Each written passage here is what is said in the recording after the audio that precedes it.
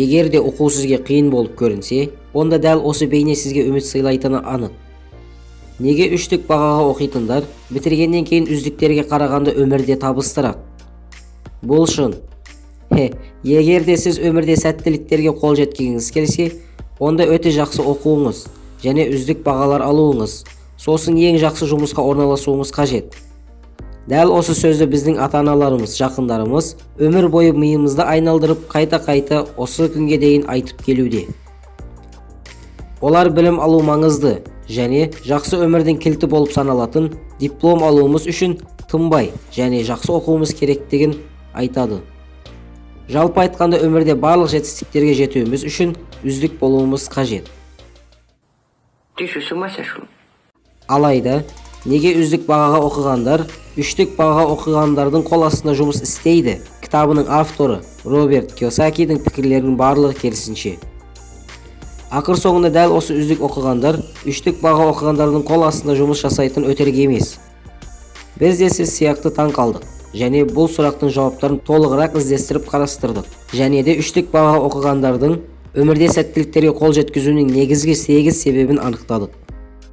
Достар, бұл бейнені жалғастырмастан бұрын каналға жазылыңыз және келесі бейнелерді өткізіп алмауыңыз үшін және ең алғашқылардан болып көруіңіз үшін қоңыраушаны басып қойыңыз.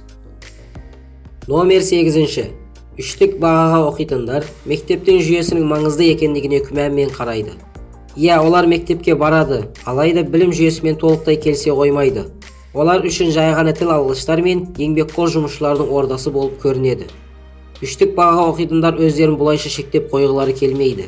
Мысалыға, егер де мен өмірде табысты болғым келсе, бұл математикадағы X-тің менің өмірімде қандай маңыздылығы бар деп жиі сұрайды. Балдар, Y деген ол машашаңның амыстығы.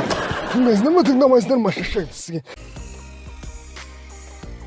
Олар да үздік бағаға оқитындар сияқты үздік болу қолдарынан келеді. Алайда, жақсы баға алу үшін өздерінің мақсатына қатысы жоқ нәрселермен айналысып, уақыт жоғалтқылары келмейді. Олардың негізгі қызығушылықтары тікелей және қысқа тәсіл арқылы табысты болу.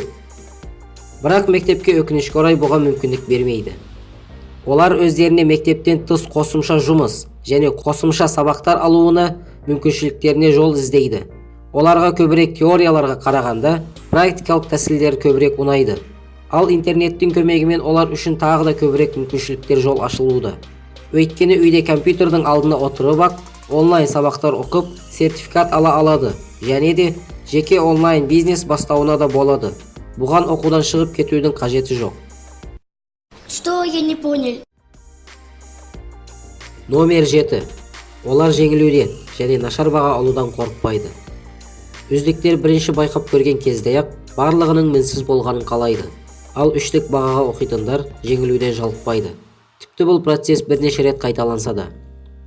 Олар өздерінің қателіктерін қабылдайды және қателіктерінің үстінде жұмыс жасайды.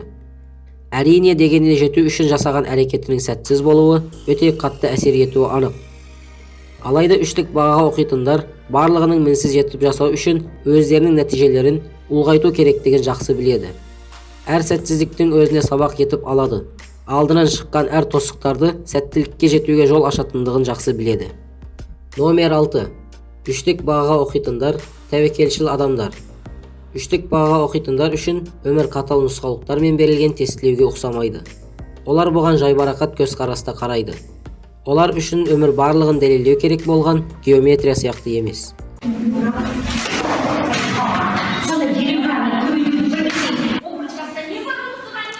Үздіктер болса, сәтсіздіктерге ұшырамау үшін тәуекелдіктерден бас тартады. Ал үштік бағаға оқитындар көп көлемде нашар нәтижелер алса да, белгісіз нәрселерге бас сұғып көруден қорықпайды. Олар шын мәнінде өздерінің ненің қалайтындықтарын білу үшін тәуекелге жиі және тікелей барады. Олар оқуды жақсы нәтижелер алмаса да, алға қарай қадам басуды тоқтатпайды. Алдын ала бірнеше жұмыс түрлерін сынап байқап көреді және сосын барып өзіне лайықтысын таңдайды. Ал мінсіз үздік болса, тезірек мектепті бітіріп, университетті аяқтап жұмысқа орналасуға әрекет жасайды. Алайда, оны күтіп тұрған жұмыс бар жоқтығына кім кепіл? Номер 5. Олар мойынсұнушы көне салатындардан емес. Біз үштік бағаға оқитындардың мектеп жүйесіне толық сенбейтіндігі жөнінде анықтап айттық. Мұғалімнің олардан күткен жауабын өзіне қайтарып, қарсы пікір айтып отырады. Ал үздіктер болса, көбіне мұғалімнің берген жауабына қанағаттана салады. Өйткені оның мақсаты бар болғаны мұғалімнің оған 5-тік баға қойғаны ғана маңызды. 3-тік бағаға оқитындар болса, жүйеге қарама-қайшы болып тұрады. Олар бәріне күмәнмен қарайтындардың қатарына жатады. Мысалға, Марк Цукерберг пен Билл Гейтс сияқтыларды алып қарайықшы. Оларға өз мақсаттарына жету үшін колледжден шығып кетуіне тура келді. Олар бір құтының ішінде қалып қойған жоқ. Олар өздерінің жеке жолдармен жүруді жөн көрді. Номер 4. 3-тік бағаға оқитындар адамдармен қарым-қатынас жасауды әдетке айналдырады. 3-тік бағаға оқитындар үздіктерден тағы да бір қатты айырмашылығы, олар ережеге сай әлеуметтік қарым-қатынаста байланыста болады. Өйткені қажет болған жағдайда, олар бір-біріне қол ұшын беруге әзір. Ал үздіктер болса, оларда өзіне қажеттіліктің бәрі бар деп есептейді, және кез келген мәселелерді жеке өздері шешіп көргілері келеді. Нет слов. 3-тік бағаға оқитындар анық кез келген мәселені оны нақты шеше алатын адамға тапсырады. Сондықтан олар басқаларды бағалауды және қалай араласуды жақсы біледі. Басқалармен қарым-қатынас жасай отырып, өздерінің бағалы және маңызды екендігін сезінеді. Оларда белгілі бір адамдарды өзіне тартатын сүйкімді мінездері бар. Бұл нақты көшбасшыға тән белгі. Номер 3.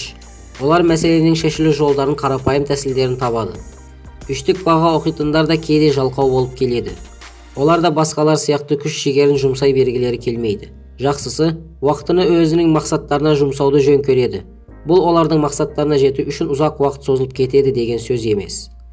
Мұның орнына олар мәселенің қарапайым және тиімді жолдарын іздестіреді. Олардың әдістері көбінесе ерекше болып табылады. Тағы да оқулыққа сәйкес, қатаң оқуды ұнататын үздіктерге қарағанда жаңашылдықты ізденеді. Бұл туралы Билл Гейтс жақсы біледі.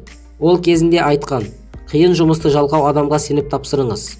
Сонда ол мұны орындаудың ең жеңіл әдісін табады. Номер 2. 3-тік бағаға оқитындар арманшыл. Мұғалімдердің 3-тік бағаға оқитындарға жиі айтатын сүйікті сөзі "жақсылап тыңдап алыңдар".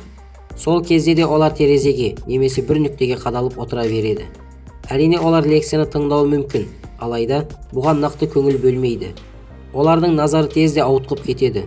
Өйткені оларға 4 бұрыштың ішінде отырғандан гөрі өмірдегі өздерінің қалаған нәрселерін ойлау қызықтырақ. Сондықтан олар бітіргенден кейінгі жұмыстарын алдын ала жоспарлап қойған. Номер 1. Олардың жетістікке жетуге өздерінің анықтап қойған жолдары бар.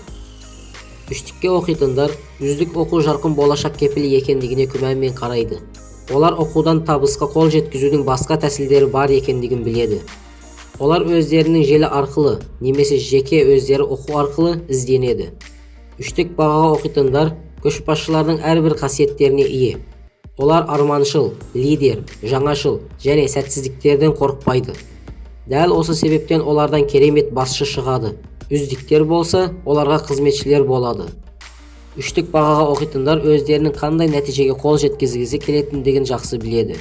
Үздіктер болса, жұмыстың атқарылу барысында басқалармен салыстырмалы түрде ғана әрекет етеді.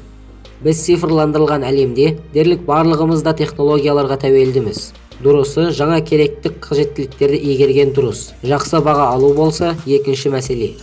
Әрине жұмыс беруші алғашында сіздің біліміңізге қарайды. Алайда сен оқуды үздік бітірдің бе, әлде жоқ па, оған аса қатты мән бермейді. Өйткені олар көбірек жұмыс тәжірибесіне мән береді. Сондықтан сіздің мектепте немесе университетте алған біліміңіз шын өмірде 100% пайдалы деген сөз емес. Мысалы, сіз X-тің жауабын шығарсаңыз, жақсы жұмыс таба аласыз ба? Әрине жоқ. X ихрік ол кришаның биіктігімен горизонтальныймен білет шатастырып тыңдыңдар адам шышыңамысы. Сол себептен 3-тік бағаға оқитындар өмірдегі үздіктерге қарағанда табысты. Әрине барлық адамдарды бұл екі санатқа айыру мүмкін емес. Көп 3-тік бағаға оқитындардың көбісі жақсы кәсіпкер бола бермейді. Осы уақытта үздіктер табысқа қол жеткізе бастайды. Бірақ ең бастысы ішкі мотивацияны оятып, табанды, шыдамды болған маңызды. Сонымен бірге бағалауды емес, өмірдегі басты мақсаттарыңызға, армандарыңызға, белестерге қол жеткізуге керекті білім мен құндылықтарға назар аударыңыз. Ал сіз кім болдыңыз? Үштік бағаға оқитын оқушы ма немесе үздік бе? Біздің бүгінгі бейнеміздегі мәліметтермен келісесіз бе? Оны бізбен бірге комментарияда талқылаңыз. Ладно, неплохо. Егер бейне сізге пайдалы болса, лайк баса кетіңіз және достарыңызбен бөлісіңіз.